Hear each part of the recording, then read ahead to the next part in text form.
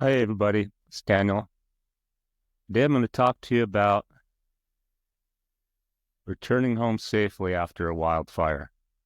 I'm going to be speaking about health and air quality, not safety in terms of the structure.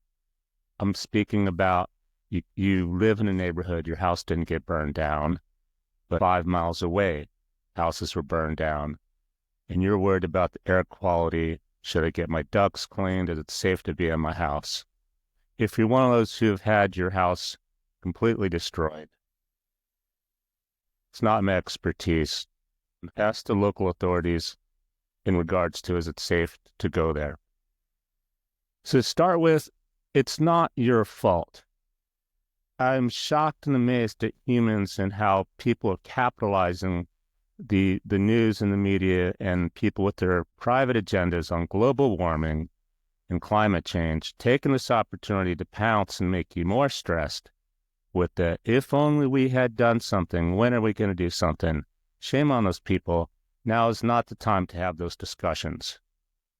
Also, shame on Airbnb. Like an insurance company, they'll do anything to make a dollar, forming a nonprofit to make it look like they're helping people find homes in their time of need. We know the rest of the story. So let's talk about air quality and health. Your health, if you're returning to your house, didn't get burned down, but you're across the street from one that did. This is my expertise because besides being a certified indoor environmental consultant, an aerospace engineer, applying science to it, was hired by insurance companies to investigate homes in previous large fires where the homeowners weren't sure, is it safe? Do I need to clean my house? And they filed insurance claims. The insurance companies weren't sure, so they hired me to investigate and do some forensic testing to see, is there soot and ash in the house settling in the dust, in the ducts and so forth? And not just is it safe, but how do we clean it up? That's what their question to me was. To which there's usually two cases here. You go home, and so to start with, you kind of got to go home to see it. I would take some basic protection with me, a full face HEPA, a P100, PAL 100 HEPA, full face respirator, eyes included, just in case I got there and I couldn't tolerate being home, but I had to stay for a little while I got the rest of my things. Or it's going to be the other side. Things seem normal. Now, just because things seem normal doesn't mean it's healthy, and that's when you might call your insurance company to investigate more, and they might have someone like me investigate more. Then you're lucky. I don't know if it's going to come about. At the time, there was this theory, another expert brought it up because nobody knew. The idea that if you tested a house for soot and ash, 1%, if you found anything, basically, if the lab found anything, your home would be contaminated. Common sense tells you where'd that 1% come from, and isn't there a fireplace or a barbecue everywhere? Yes, it turned out that some houses you have a fireplace or barbecue, it'd be 6% or more. And that means nothing in terms of that 1% or whatever percent they come up with to decide it's contaminated. Most of it, again, is going to come back to common sense. You go home, it smells. Ozone's not going to help. If you ozonate it, it works great. By not helping, I mean, a lot of the time, it's simply that smoke damage has gotten behind the cabinets, into the walls, into the insulation, and you have to pull the drywall, pull the insulation of the cabinets to get rid of smell. That being said, again, you go home, see how it smells. The big question is, should I get my ducts cleaned? I'm not sure why that comes to mind automatically, as if all the soot magically settled in the ducts, and the ducts aren't contaminated with 20 years of house dust that you've had. Ducts, ironically, actually act like a filter. That's how they get dirty in the first place, as air moves through them. Some of the dust attaches static electricity-wise to the metal, or if it's porous duct, because it's porous, gets stuck. They kind of act like filters sometimes. So the short answer is no. It's not the first thing you do. It's not the first thing you do before you go home. I have to have my ducts cleaned. First thing you do is I take a full-face respirator just in case, and I get there. Air purifiers, there's only so many good ones, and those of you in California probably know the IQ Air is the best. You're not going to find one right now, probably because they're all sold out. You really got to lock yourself in a closet, though, for them to still do a lot of good. That's a backup. If it was me and I got home and I said, you know what, it stinks, I'm going to leave. I would be with my respirator just for the short term, and I would leave. I wouldn't count on a air purifier to help me. If you are going to replace your filters in your HVAC system, your air conditioning heater, not a bad idea to do. Absolutely, yes, replace them, and maybe get one with carbon, because that'll help with odors. You can actually find those now pretty easily, the allergy reduction with the carbon built in for the odor. So we'd have my full face respirator in case air quality is okay. Now the dump truck comes to get the debris across the street. The air's going to be real bad. I'd probably leave, see if I'd go to the store, come back, go to work. If I had to, I have the respirator as a backup. The question is, how can I safely clean my house? This is assuming you get home and there's not soot and ash everywhere. If there is, you don't stay there. You call your insurance company and try to clean it up. It's not going to be real easy. It comes back to there is no easy way to clean up soot and ash, because what happens is when you add water to it, like soap and water, it becomes a slurry. You vacuum it, some of the particles go out the bag, and if you're not wearing your respirator, you're going to get sick. It's very frustrating. I'm speaking about you go home and things kind of look normal, smell normal, clean your house the normal way. Anything in between, you're going to do your best. Use common sense is all you can do. You definitely want to wear your respirator and gloves and call your insurance company. Now, insurance companies at the time asked me, Daniel, we'd love to see your protocol.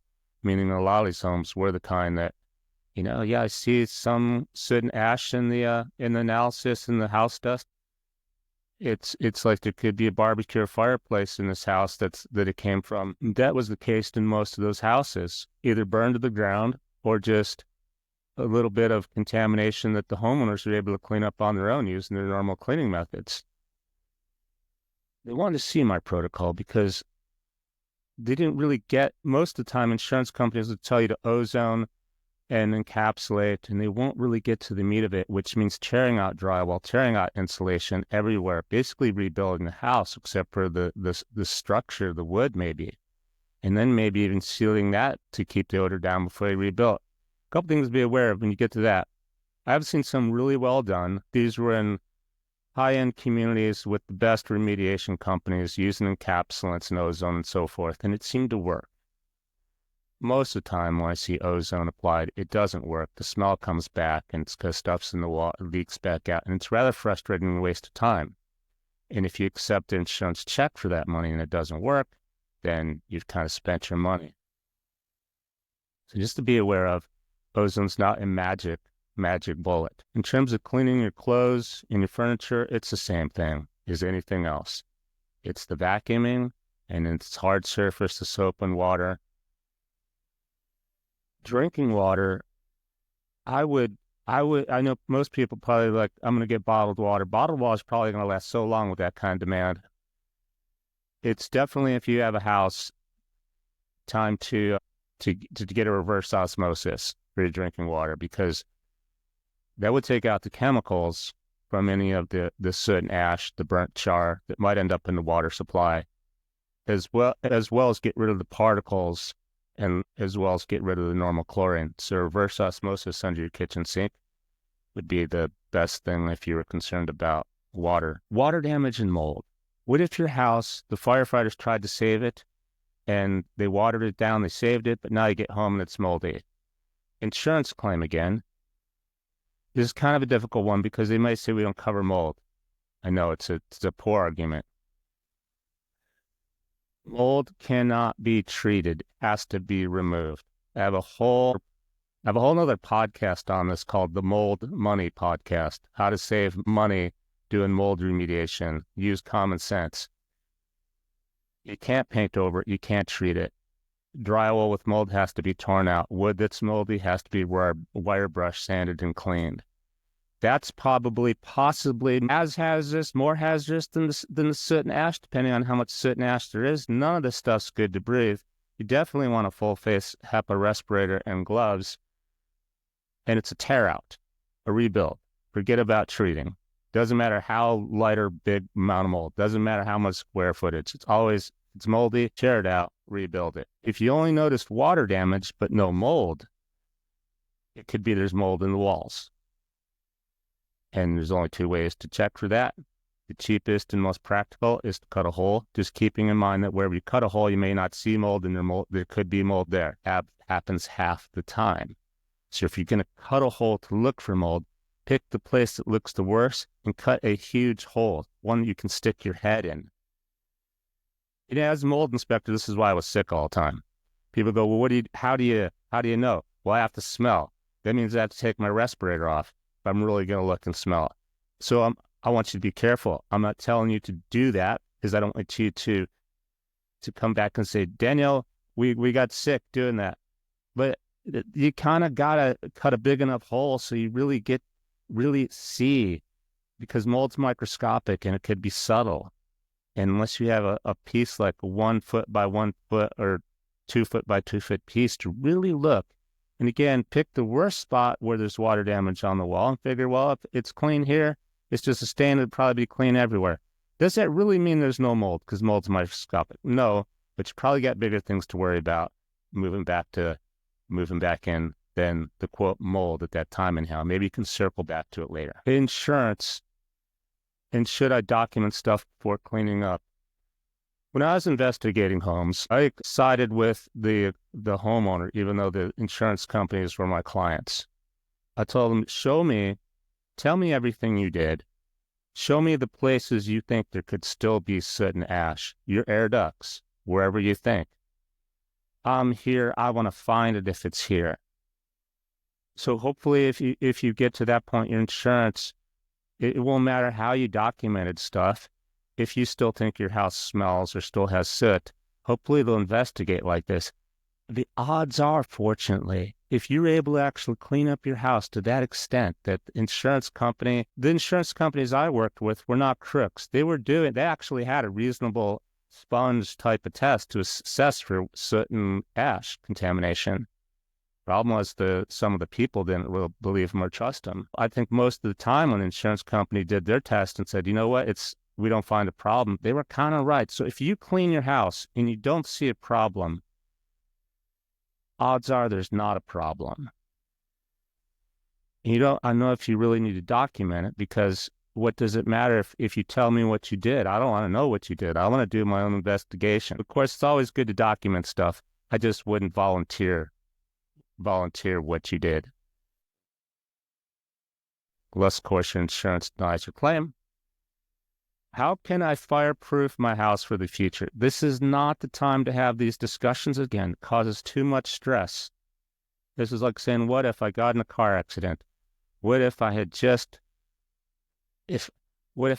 taken a different street, just left 5 minutes later after the accident, in hindsight, when there's an accident?